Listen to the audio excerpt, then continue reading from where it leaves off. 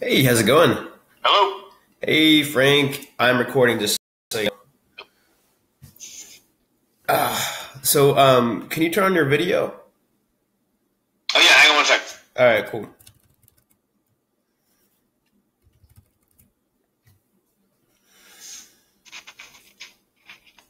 Hey, you. I've actually never seen your place. You live in Trenton, right? Live in Trenton, yeah. Trenton. Okay. Yeah, I saw the 609 number. I'm like, that's a Trenton number. That's Mercer County, yeah. Okay. Cool.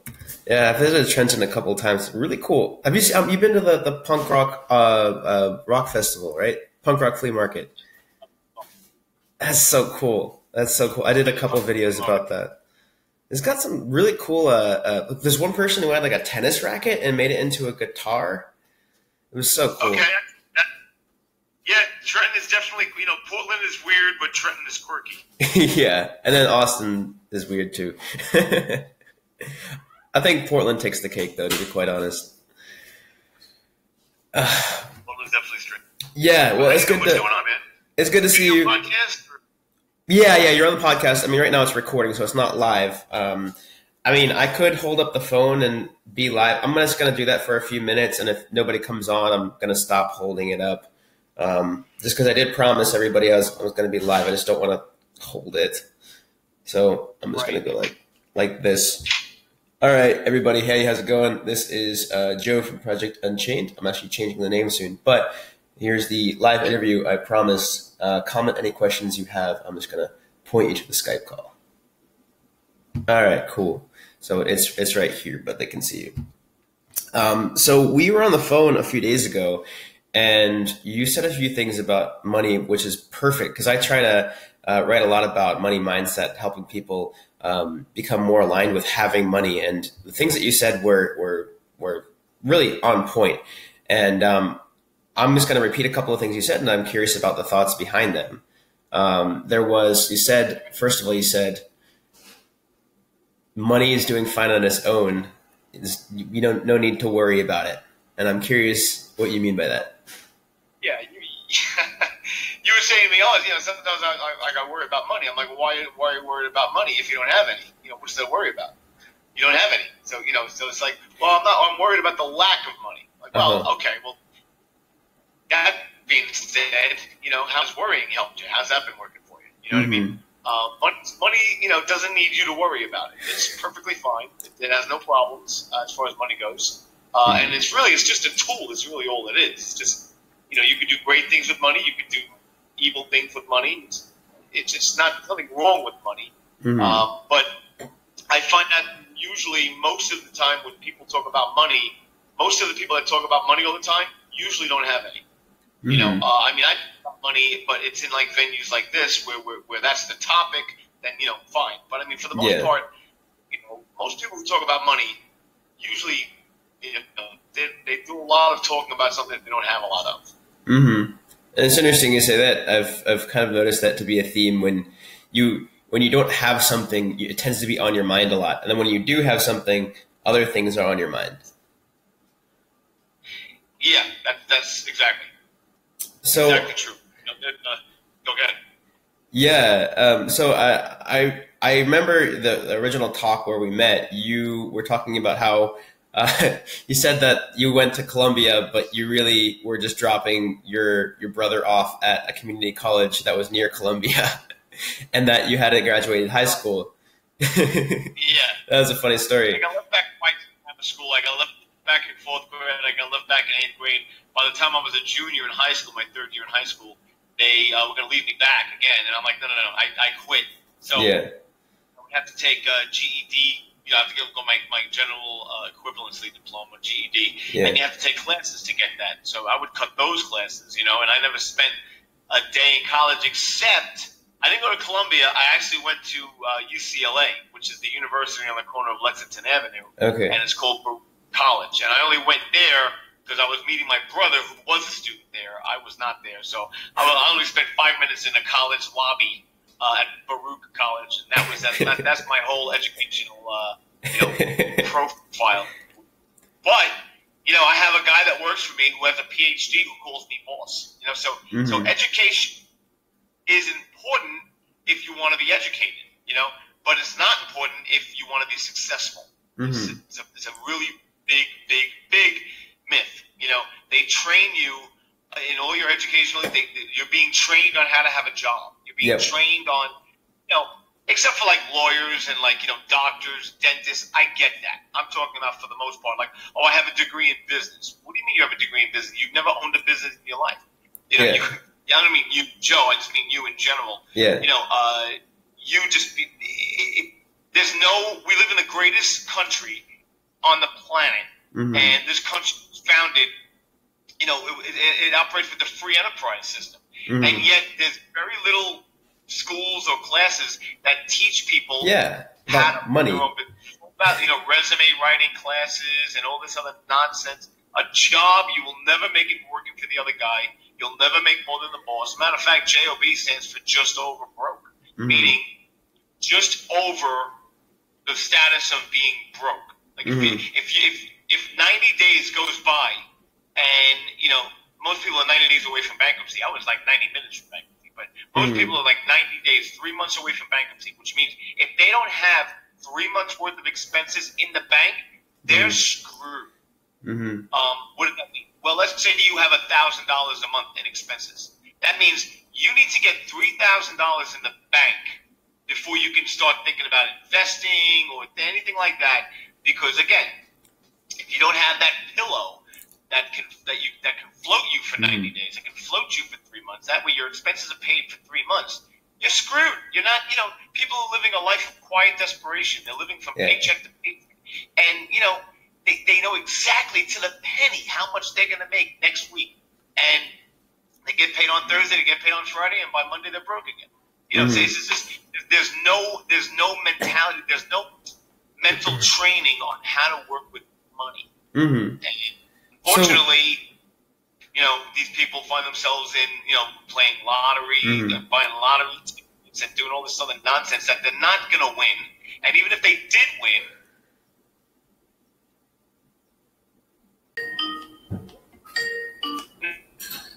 all right, we're back online. Let me get live back on. About that. It is all right. Let me get you live on Facebook. All right. Starting live video. Hey, how's it going? We're back. Phone's all charged, and let me just start where we left off. So you're talking about lottery and how they're not gonna win. I'm looking at myself, man. I should have shaved. This is like I'm totally not prepared here. Are you seeing me like I'm worse than you? It's okay. It's okay. I just had a change of view. Are you on video? You're not even on video. Yeah, I am. Hello. In that picture, you can't tell. Oh, well, I mean, I see myself in video. I don't know. Oh, okay. Well, that's weird. I'm on video and it's like here for me, so I'm sorry that you don't see it. But what's up? It's working for you. That's fine. Yeah. But what I was getting into with like lottery, you know, people play the lottery. They're like, "Oh, I'll never stop working if I win the lottery." Of course, you won't stop working because you don't know anything else. You don't want to learn anything else. Yeah. When people hit the lottery, like let's say they win for like $1 million, right? They win $1 million, and then what happens is 2 years later, not only do they not have the million anymore, they're about probably more than $1 million in debt now because you can't fix a problem with the same mentality it took to create the problem. Yeah, you can't, you know, just throw money at something when you have absolutely no respect for money, no, you know, experience. Yeah, and that's why I want to bring content like this to the masses because people need to learn how to think differently. That's the first step. Yeah, and most people are like, well, you know, we're not all supposed to be in our own business. No, you're right. We're not all supposed to be in our own business. I'm glad that there's a guy that pumps my gas. You know what I mean? I'm glad that there's a guy who – I don't want to do that. You know what I mean? I'm glad that there's a guy, if I go to McDonald's, who asks me if I want fries with my order. I want that guy there because I'm not going to get my food. You know what I mean? Yeah. So I'm very gracious and very grateful. And there's nothing wrong, okay, with having a job, okay? All I'm saying is, give yourself options. You need to diversify your income because, again, if you don't, you're screwed. If you're putting all your eggs in one basket, you have company in. Yeah. Yeah, and that's one of the things that I like to say. There's nothing wrong with having a job, but have a job understanding the choices that are out there. Because if you understand the choices that are out there, then you're gonna you make an educated choice. I mean, if you love landscaping, go ahead and get a landscaping job, but understand that there are other options, and you're doing that out of choice, not out of obligation, but out of choice. Sure, or like, better yet, if you love landscaping, why don't you just get a job as a landscaper under somebody who owns a landscaping company, or apprentice, or just whatever. Learn the trade as much as you can, and start your own landscaping place. And then you know what? You can empower other people to start their own landscaping business, and you get a cut of their business. Now you're working smart without working hard. Yeah. Now, I'm all for it, but I mean, the definition of an entrepreneur is someone who's willing to work 80 hours a week to avoid working 40. I work my butt off for myself, but when it comes to me to work for someone else and build their dreams, I'm not gonna. I just don't. Yeah. To that mindset. Yeah. The only time I work for other people is when I can learn a skill through them, or I enjoy the workplace and I have the extra time or something like that. And that's right. worthwhile. You partner up? So I had another question, but it kind of escaped me.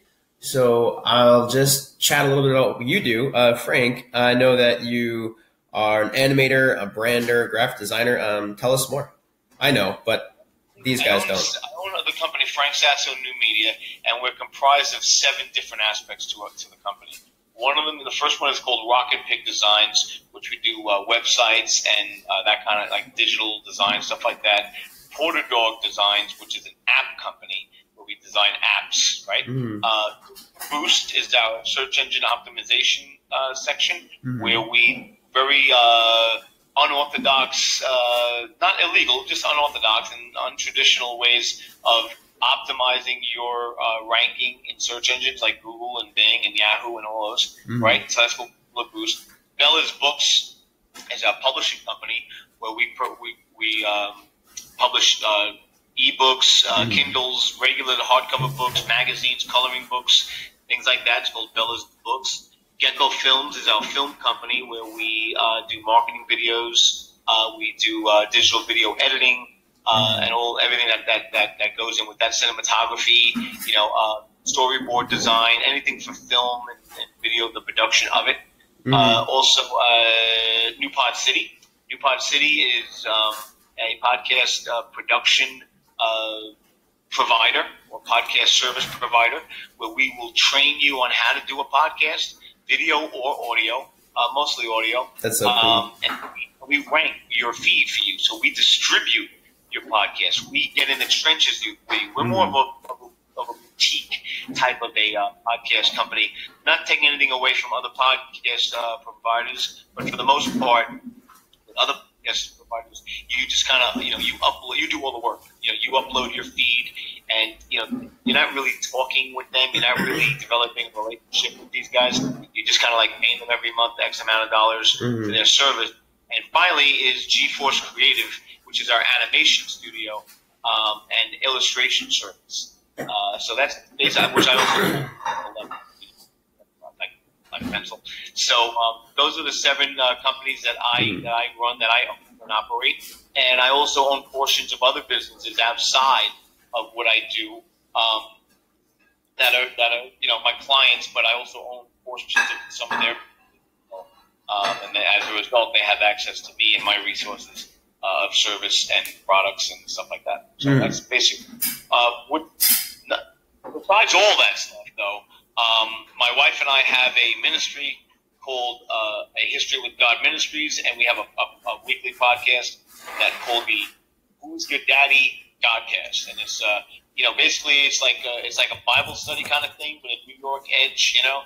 We don't get old churchy and preachy on you. We just tell it like it is, and if you like it, great, and if you don't like it, don't listen. That's basically we have no problem speaking about the name of Jesus and what that entails and what that means. And I'm not religious. I hate religion. If there was one thing Jesus hated when he was on this planet, it was religion. I don't like religion, and I know that you don't either.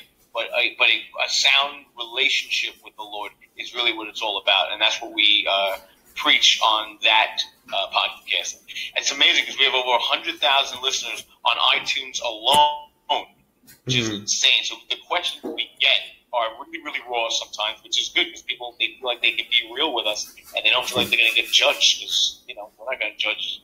We have a past like anybody else. But that is truly fulfilling, more so than anything I've ever done, is to be able to do that with my wife is the most fulfilling thing that I'm involved with. Mm-hmm. That's me in a nutshell. Yeah, well, you seem like you have a lot going on. Did you develop it all at once, or did it kind of evolve? Kind of evolved. I was an illustrator. I did work with Ren and Stimpy. I was the chief remote penciler for Stimpy for all those episodes. We launched that back in August 11th, 1991, I believe it was, which was my niece's birthday, which was kind of funny at the time. I also did work on Beauty and the Beast, the movie, Disney movie, the ballroom scene I got to work on, and I did some backgrounds in Little Mermaid. So I have some experience with animation and production, stuff like that, and design as well. So all of the things that I do, I'm really I'm a branding specialist is what it is. So the reason that I have like a book publishing company and a video marketing company and a website, apps, podcasts, all that stuff, the reason I have that is because I like to be involved with the brand from start to finish. I'm very, very possessive of the brands that I design for my clients. So I like to be involved with the whole aspect. So that's how it kind of evolved. I'm like, oh, well, this involves the brand. I should do some kind of service that involves that, and then how it just kind of happened, So I just, instead of having all these companies, I just call it Frank Sasso New Media, franksasso.com. And then that way you can go on there, you can see all the different things that we do. Yeah. Well, it was very convenient because I remember at first it was like, there's something street or something city media. When we met, it wasn't Frank Sasso. It was like something else. Different name. Yeah, but now I went on your website and it's like starts with a P. It's like poke, prod, something. That wasn't even planned. I mean, I just wanted. I'm very big on like minimal navigation. Yeah. So I wanted one word to describe it. So rocket pig. Okay, pig. Right. Yeah. Porter dog. I put porter there. Yeah. And then New Pot City, I put pod for podcast. And then these P's just kind of happened, and I'm like, oh, that's odd. So I just kind of went with that principle. Instead of contact, it's poke. Yeah. Instead of illustration, it's pencil. Right? Yeah. Or instead of Gorilla Boost, it's promote. That's for your search engine. With the search engine optimization, that's what you want to do. You want to promote the company. So, and then payment, which was a great one because my clients can just go there and pay me right online. So the P's don't mean anything. It just happened to be that way. So I mean, it's kind of a neat thing that it's easy to notice. And it's interesting you say that because minimalistic design is something that I'm working with in my website. I'm actually changing. You guys don't know the new name yet. Here on Facebook Live or on the podcast, but I'm changing the name of Project Unchained because it doesn't align with my purpose anymore. But on the new website, I'm not going to tell you the new name that I'm going to release later. But I'm glad I almost said it. I'm glad I didn't. You don't know the new name, did I tell you? It's not what I. Oh no! It's not the Spotted Joe. Actually, that's what it was before Project Unchained. No. Yeah, I actually created that. Well, that's my. I'm actually going to create that into my personal side of it. Like, if you want to get to know me, but that's not even created yet. So I'm going to have like, here's me, and then here's my project, which is going to be underneath it. So that is going to be a thing. He helped me with the Spotted Joe. He created that brand for me. We worked together on that. So you're going to get credit. I actually changed the logo. I'm going to show you that because I made like a new logo thing that's kind of neat. And use the same ideas. But when it comes to this, on the website it's going to say, what do I want? Then how do I get there? And that's just going to be like the links because it's all about how to create your own lifestyle. And I thought that was kind of interesting when you're talking about making the design minimalistic because I found that that's something that's really important. Well, lifestyle, it all starts with what are you reading? What information are you putting into your head? Who are you hanging out with? That kind of thing. Because what you put in your head will then give you thoughts, right? And thoughts function. You can then act on your thoughts, right? Mm-hmm. Actions turn into what? Habits. Anything you do for 21 days in a row becomes a habit. So actions become habits, and it's your habits that will mold your lifestyle. Mm-hmm. So we have thoughts, actions, habits, lifestyle. Mm-hmm. How do you, and if it all starts with thoughts, how do we change our thoughts? And you got to change what you're reading, change what you're listening to, change who you're hanging out with. It's like, my mom used to say, I'm sure your mom said it when you were a kid, don't hang out with those kids. I don't like them. Don't hang out with them. You'll be just like them. Because she understood the power of association. She understood the power of networking, as a mom. Only a mom could. Mine was, an Italian mother from, Queens, New York, constantly screaming out the window, Frank, put your hat on, that kind of thing. I had hair then. But I'm just saying, it's a formula. So thoughts, actions, habits, lifestyle. Change your habits, change your thoughts, your actions will change. Change your actions, your habits will change. Change your habits, and it's the habits, again, that will mold your lifestyle. Yeah. So that's the formula. That's the process. Yeah, your environment is a big influence on the things that you do. What kind of things do you read on that note? Oh, gee, I read success-driven stuff. Like right now, I'm reading Men, Women, Money by Kevin O'Leary from Shark Tank. Kevin O'Leary. Yeah, I heard of him. Also read stuff like Think and Grow Rich by Napoleon Hill. Oh, yes. That's one of my favorite books. Skills with People by Les Giblin, How to Win Friends and Influence People by Dale Carnegie, Lincoln on Leadership. I mean, there's such a slew of books. How I Raised Myself from Failure to Success Through Selling by Frank Bettger. I mean, great resources that you could just start reading. Now, Napoleon Hill, that was great. Think and Grow Rich. Also, he talks about having like a mastermind group around you at all times. Say what you want about Donald Trump and George Bush, but I'll tell you what. They have guys around them, man, that Bush and Trump, Bush Jr. and Bush Sr. and Trump understand the power of having a powerhouse group around you at all times, a mastermind group, a powerhouse. It's just a principle, and it works. Yeah, it works, and also understanding the power of thoughts and the importance of having thoughts in your mind. And really being in control of what you're thinking, because if you're focusing on the good things that are in your life and the good things that can come and on the possibilities, then that's what your actions are going to be attuned to.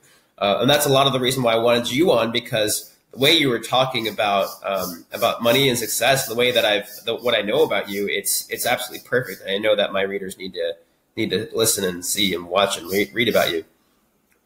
So I wanted to share that. Before we go, is there anything that you want to shout out, like a promotion? Maybe you want to talk about the cartoon that we briefly worked on, or anything? Yeah, we have GeForce Creative. We're working on something right now. I can't get too much into the details, but I'll tell you what I will do.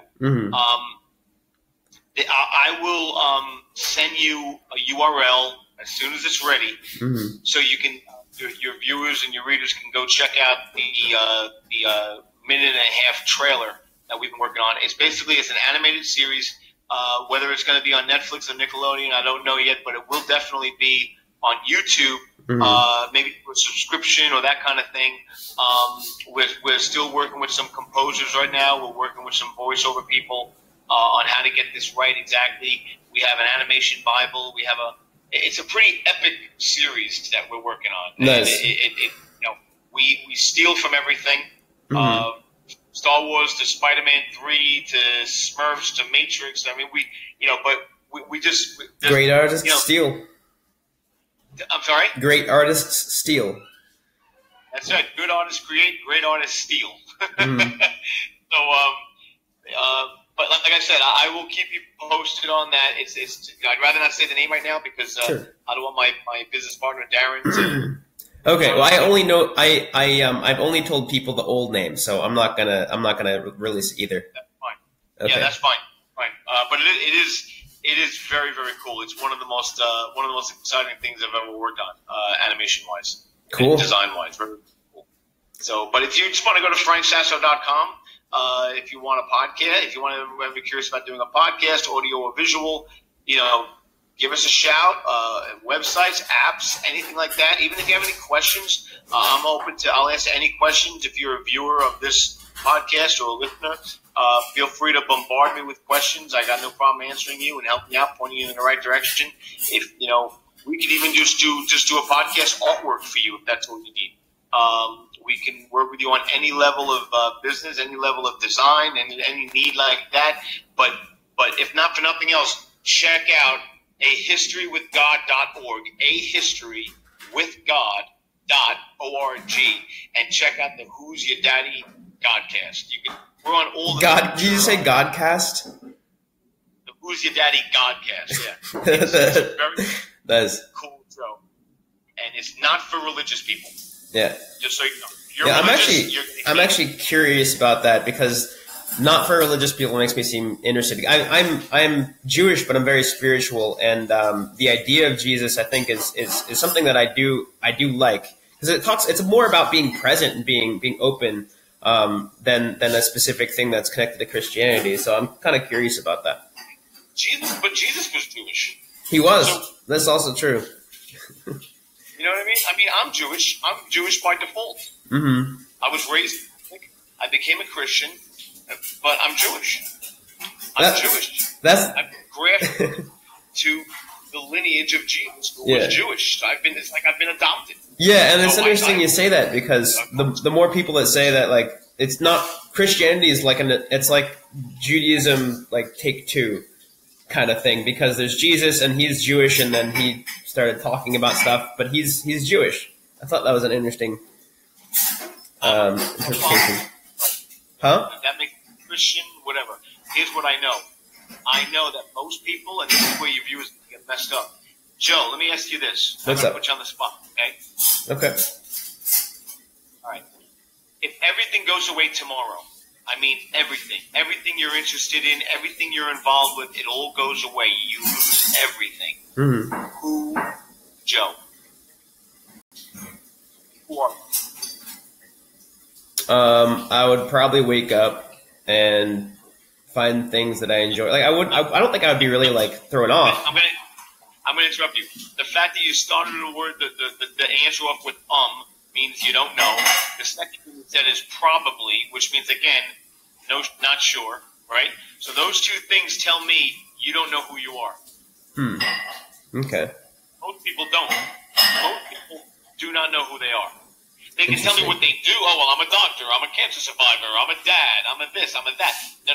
That's what you do. Those are some of the titles you hold. But who are you?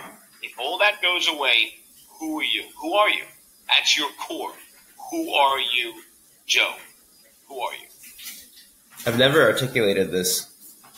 I know. No one's ever asked me before. No one's ever asked me this before. You know how I know no one's ever asked you before? How? Because you just said I've never articulated this. Yeah. Which means you can't answer it.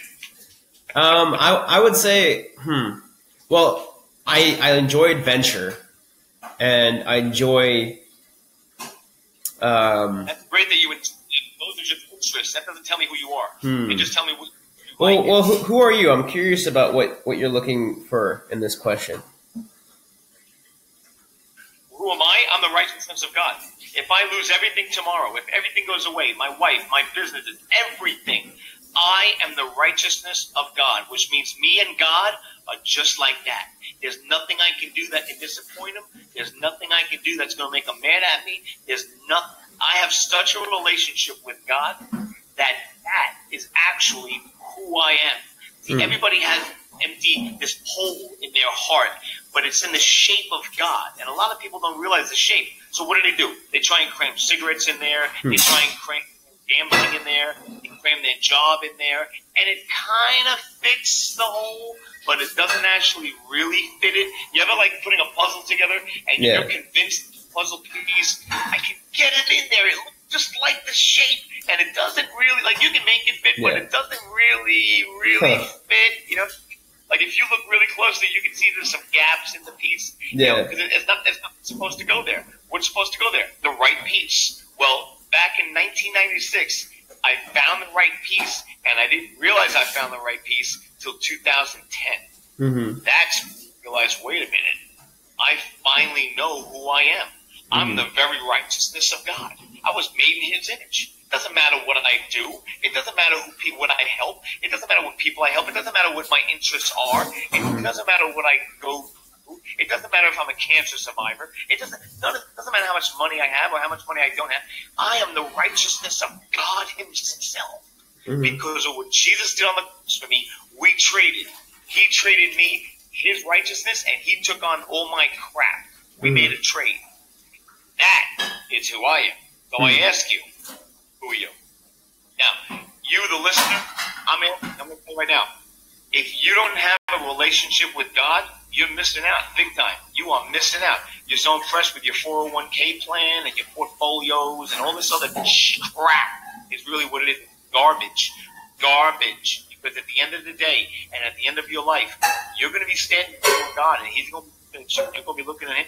And I just pray, because I know one thing that Jesus is dreading. Jesus is dreading the day when He has to say to somebody, "Be gone from me. I never knew you." And it's gonna, and He's going to be very, very sad to say that. He's not sending you to hell, and that's not what He's doing. What we're doing is we are sending ourselves to hell, because that's the only sin. That's the only sin that can send someone to hell, is not believing that Jesus took care of the whole hell trip. You know. So I'm not getting religious on you. Like I said, I hate religion. I'm just telling you. I know a God. His name is Jesus. And if you don't know Him, you're missing out. That's all I'm going to tell you. You're missing out. I live a life that's unbelievable. I live in New Jersey. I have a house here, no mortgage, right? Paid in full, no mortgage. I have 7 companies. I work for myself. You know, I sit up watch every day, in the morning, at night, watching people go to work, watching people come home. People think I either work for the government or I'm in the mafia or something, because I'm always the only car that doesn't leave. Here, look. See that car out there? Notice all the other cars? See, look. See, no more cars on the street. I'm the only car that's ever there because I'm home. So I work from my house. I live a free life. I don't answer to anybody. I answer to Him and, of course, my wife. That's really about it. I work with my clients. I work with my entrepreneurs. I work with my customers, you know. It's a free life. I got no stress. I got none of that junk, man. I'm here to be an example for other people to say, hey, what's up with Frank? He doesn't have any formal education. How did he get so lucky? Well, come here, I'll tell you. Show you exactly how I did it. And then why? So that you can do it too. So that you can live the same kind of life, if not better than I live. Nice. God's cool, man, and Jesus is cool, and Jesus is a man's man. You know, whether you're Jewish, I know many Jewish believers. And they're like, oh man, Jewish Jesus is like, you know, Jesus was Jewish, so he did Passover, he did all that stuff, man. You know, so but yeah, listen to the Q&As are really, really interesting, because we get Q&A, we get questions from people, and some of them don't like us at all, and they tell us, and we read them anyway. We'll read the bad emails, we don't care. But a lot of the time, we're getting things that happen to people across the world, you know, in other parts of the world that we've never even met, that listen to the show. They do what we say to do, and then they see things happen. They send us pictures. Crazy stuff that happens. But you tune into any episode that says Q&A, that's the one you want to listen to, because I read the letters, I read the emails, and my wife is hearing it for the first time right along with you. And so she usually is the one that responds. She's very fiery. She's very, very cool. And if you're looking to learn about the Bible in a different way, you may want to tune into the Who's Your Daddy Godcast. All right. Sounds interesting. It sounds really – I'm actually curious about this, because I just want to see the things that you're talking about, the things that happen from around the world. I'm curious about what that's about. So thanks for popping on and spending some time with me. And I really appreciate the things that you've been saying and the journey that we've been on today. Cool, man. I appreciate you having me on, brother. Sure thing. I'll see you around. We'll be in touch. You got it, Joe. Thanks a lot, guys. Thank you for everybody for watching. Bye-bye. All right. Well, I want to thank you guys for being on live and watching this interview with Frank Sasso. He's got some good mindset stuff when it comes to money, man. It seems like he's got some really good spirituality himself too. Something I'm starting to delve into is my relationship with my spirituality, and I'm curious about your relationship with your spirituality and what it is that you've discovered, how you've started or ended or been part of it. And I wanted to share that